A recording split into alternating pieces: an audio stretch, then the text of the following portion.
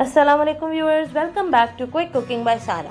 हम आज आपके लिए लेकर आए हैं बहुत ही मज़ेदार और आसान मटन स्टू बनाने की रेसिपी। इसको मटन दो प्याज़ा भी कहते हैं।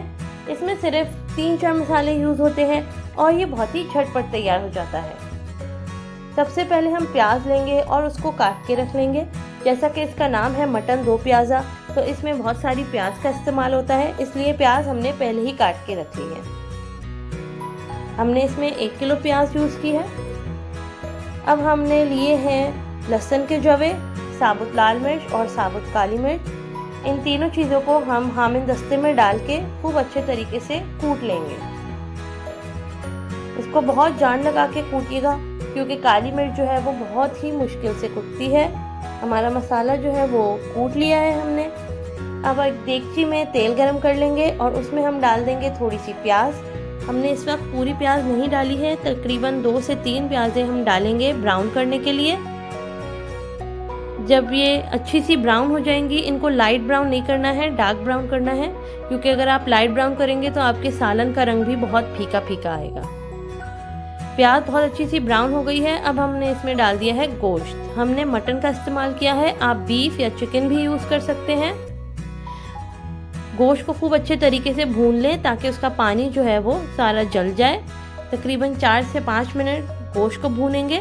इसके बाद हम इसके अंदर डाल देंगे सारी जो बाकी की कटी हुई प्याज थी, वो भी डाल देंगे। इसको डाल के बहुत अच्छे तरीके से हम मिक्स कर लेंगे।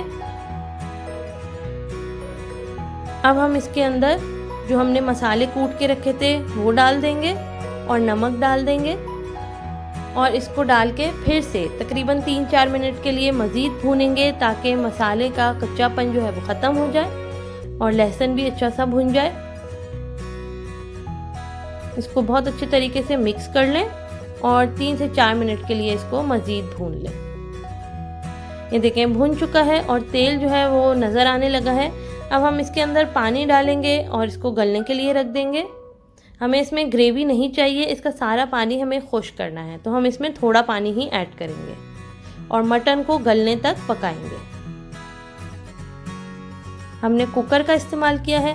हम कुकर में इसको तकरीबन 10 मिनट पकाएंगे तो हमारा मटन जो है वो गल जाएगा। 10 मिनट हो गए हैं और हमारा मटन जो है वो गल चुका है, लेकिन देखें अभी प्याज जो है वो नज़र आ रही है, क्योंकि अभी सारा पानी जो है वो खुश्क नहीं हुआ है। तो हमें इसका सारा पानी खुश्क करना है और इसका बहुत अच्छा सा मसाला बनाना है। तो इसको मज़ीद थोड़ी देर पकाएंगे। हमारा पानी जो है वो खुश्क हो चुका है और ये देखें प्याज का बहुत अच्छा सा मसाला बन गया है। हमारा मज़ेदार मटन स्ट्यू तैयार हो गया है। अब हम इसको सर्व करेंगे। आप इसको धनिया, बारीक कटी हुई अदरक और हरी मिर्चों से गार्निश करें और इसको चपाती और बॉइल्ड राइस के साथ खाएं और मज़े करें। जैसा कि बकरीद आने वाली है तो आप इसको बीफ या मटन के साथ बनाएं। आप लोग ज़रूर ट्राई कीजिएगा। अगर आपको हमारी रेसिपी पसंद आए तो आप लाइक करिएगा और नीचे कमेंट में बताइएगा कि आपको ये रेसिपी कैसी लगी। For more videos please subscribe to our channel, press the bell icon so that you never miss any of our videos. Thanks for watching.